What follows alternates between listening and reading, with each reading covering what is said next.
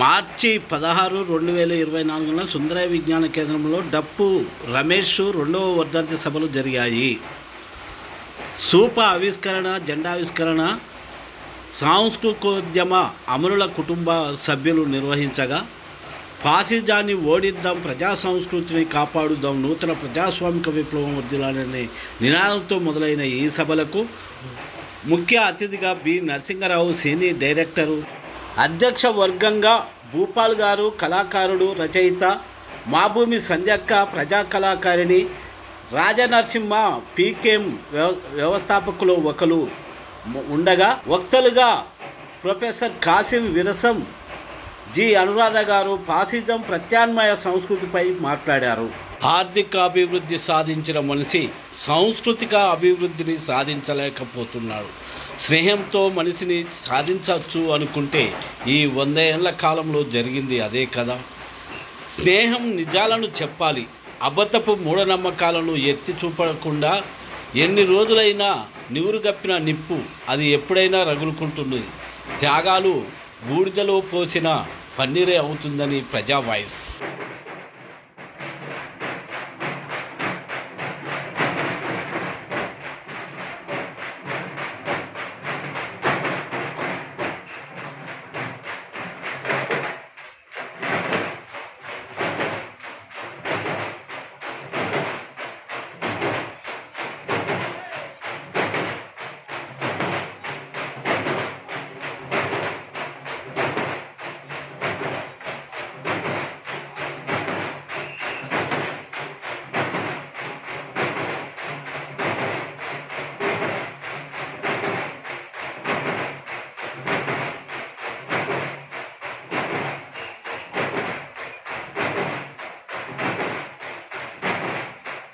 Fascism పైన ఇవాళ ఖచ్చితంగా అందరం ఒకటై ముందుకు సాగాల్సినటువంటి అవసరం, ఆవశ్యకత ఉందని తెలియచేస్తూ, ధన ధన మోగే డప్పులలో డప్పాయనాన ఇంటి పేరు, ధన మోగే డప్పులలో డప్పాయనాని ఇంటి పేరు, ధన మోగే డప్పులలో డప్పాయనాని ఇంటి పేరు, ధన మోగే డప్పులలో డప్పాయనాని ఇంటి పేరు, గణగణ మోగే గొంతులలో పాటాయనాని ఒంటి పేరు, గణగణ మోగే గొంతులలో పాటాయనాని ఒంటి పేరు, ఆడిందే డప్పు గజ్జగట్టి పాడిందే కోయిల గొంతు విప్పి, ఆడిందే డప్పు గజ్జగట్టి పాడిందే కోయిల గొంతు విప్పి, డప్పు రమేషు విప్లవాల పేరు ప్రజా కళలో పరిగెట్టవారు, ధన మోగే డప్పులలో డప్పాయనాని ఇంటి పేరు, గణగణ మోగే గొంతులలో పాటాయనాని ఒంటి పేరు, కళాచి తెనాలి పక్కనే అంగుళ కుదురయ్య నీ ఊరు, అంగుర కుదురయ్య నీ ఊరు, అంగుర కుదురయ్య నీ ఊరు, ఆ తల్లిదండ్రుల వైపుతో కందరతో తిరిగాల ప్రాటలై కది ఊరు, తిరిగాల ప్రాటలై కది ఊరు, తిరిగాల ప్రాటలై కది ఊరు, ఆ కది పల్లె పేదరికం నిన్ను కదిలించెనా చూడు, కది పల్లె పేదరికం నిన్ను కదిలించెనా చూడు, ఆ కది అడుగులో పోరాటం దారులేసిందా ఆనాడు, కది అడుగులో పోరాటం దారులేసిందా ఆనాడు, రమేశయ్య జన సంస్కృతి నాయకుడయ్యే, ధన మోగే డప్పులలో డప్పాయనాని ఇంటి పేరు, గణగణ మోగే గొంతులలో పాటాయనాని ఒంటి పేరు, చదువులే దరిదరి కదిలించిన వయ్య కళాశాలే నీ కదలమయ్యే, కళాశాలే నీ కదలమయ్యి, కళాశాలే నీ కదలమయ్యి, ఆట పాటల నీకు పట్టాలే కట్టెల విప్లవ రచనలు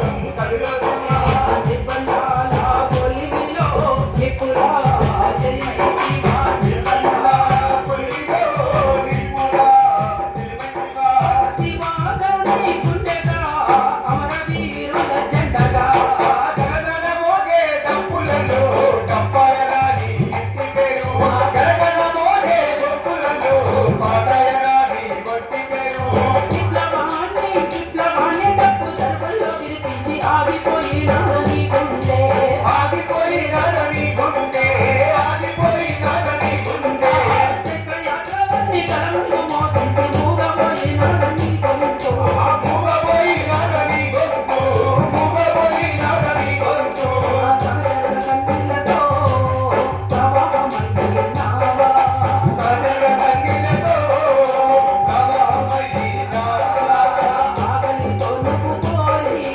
అంచెల నిలిచి ఆకలితో నువ్వు పోయి అచ్చిదే దగ్గరికి కరకుత పట్టి పోరాడి కనుమూసి గమడమ మోగే ఆహా గమడమ మోగే డప్పులలో డప్పాయరాని ఇంటి పేరు గగన మోగే డప్పులలో పాటయరాని గొట్టి పేరు గమడమ మోగే ఎత్తులేరి దిక్కుల గుండెల దిక్కులేరి కమరవ మోగే యుద్ధదరి నిప్పుల గుండలు నిప్పుదేరి గమడమ మోగే యుద్ధదరి నిప్పుల గుండలు నిప్పుదేరి కనకన కంచెల తప్పుడయి కనకన తప్పుల ఉప్పెనయి గగన కంచెల సప్పుడయి తగదగ డప్పుల ఉప్పెనయి కనకన కంచెల తప్పుడయి కనకన తప్పుల ఉప్పెనయి గగన కంచెల సప్పుడయి తగదగ డప్పుల ఉప్పెనయి ఆడంగ జనమంట గజ్జెగట్టి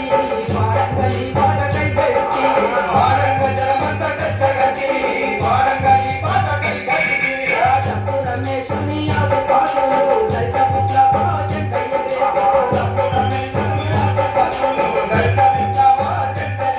ఆ డప్పు రమేశుని ఆది పాటలు దళిత విప్లవ జెండ ఎగరేసు దళిత విప్లవ జెండ ఎగరేసు ఆర్థిక జీవితం మారినంత త్వరగా సాంస్కృతిక జీవితం మారుతుందా? ఎట్టి పరిస్థితుల్లో మారదు.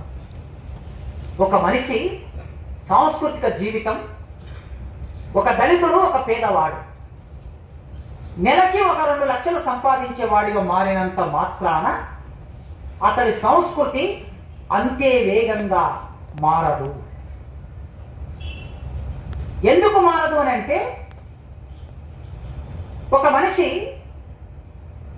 కొత్త ఎడ్ల బండిని కొనుక్కొచ్చుకున్నాడు అనుకోండి, తన జీవితంలో ఆర్థిక మార్పు జరిగింది. ఒక 20,000 పెట్టి, ఒక 30,000 పెట్టి కొత్త ఎడ్ల బండిని లేదా 1,00,000 రూపాయలు పెట్టి కొనుక్కొని వస్తే, ఈ కొత్త ఎడ్ల బండికి పూజ చేయాలంటే నేరుగా ఈ మనిషి ఎక్కడికి వెళ్ళాలి?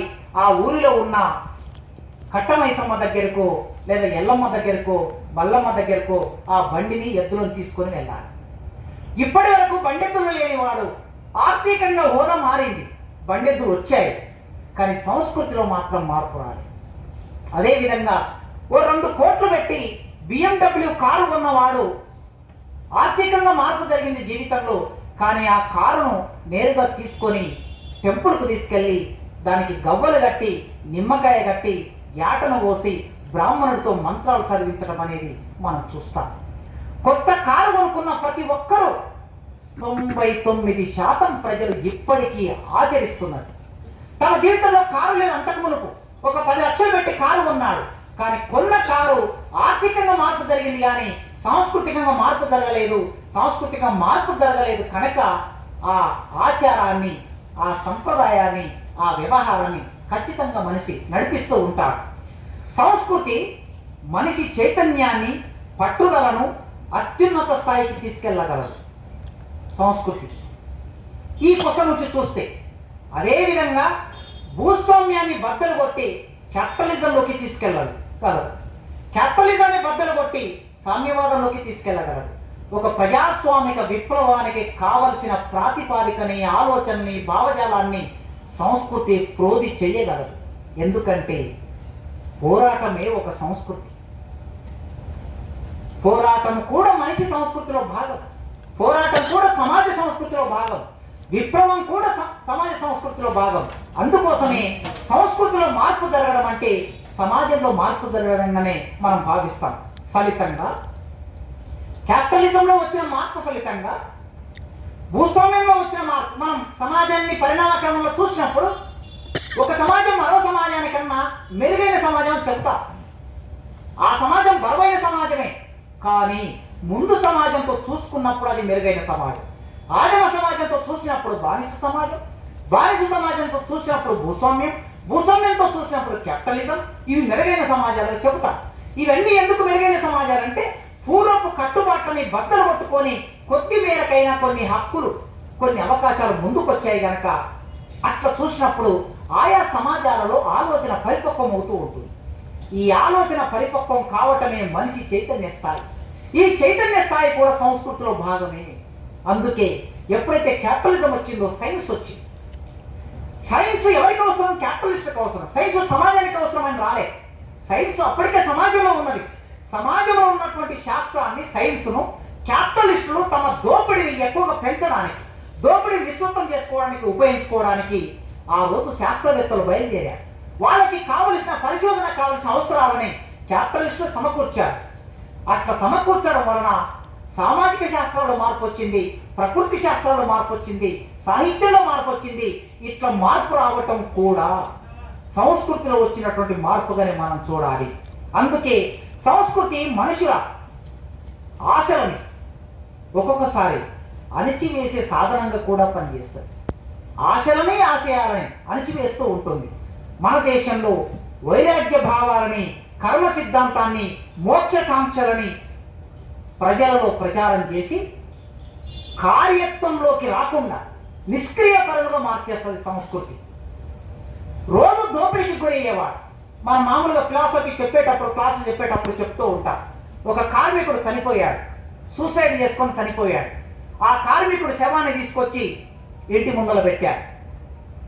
కార్మికులందరూ, తనతో పనిచేసిన కార్మికులందరూ వచ్చి శవాన్ని చూసి పువ్వులు పెట్టి దండ వేసి పోతూ ఉన్నారు. ఒక్కొక్కరు ఒక్కొక్క రకంగా మాట్లాడుతూ ఉన్నారు. ఒక కార్మికుడు అన్నాడు, ఏదైనా బతికి సాధించాలే కానీ సచ్చి ఏం సాధిస్తామండి అన్నాడు. ఆ శవాన్ని చూసి అనుకుంటూ వెళ్ళిపోయాడు.